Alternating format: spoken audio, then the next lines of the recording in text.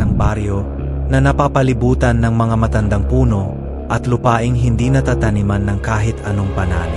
Ayon sa mga matatanda, ang lugar na ito ay pinamamahayan ng mga laman lupa, mga espiritu ng kalikasan na nagbabantay sa lupa at nagdadala ng kapahamakan sa sinumang magtatangkang gambalain sila.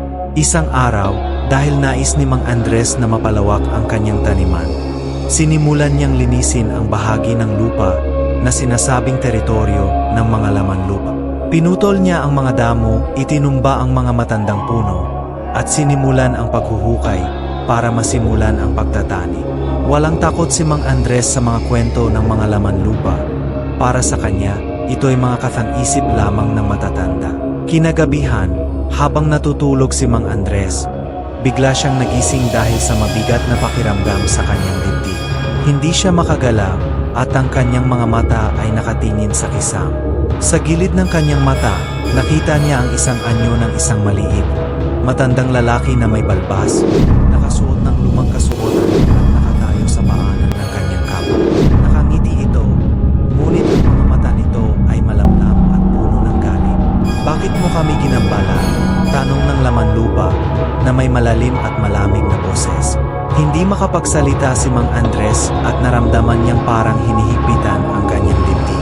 Pagsapit ng umaga, wala siyang nagawa kundi ipagtapat sa kanyang asawa ang nakita niya. Sabi ng kanyang asawa, "Sinabi na sa atin ng mga matatanda na may laman lupa sa lugar na yan. Kailangang humingi ka ng tawad." Sa takot, pumunta si Mang Andres sa albularyo ng baryo.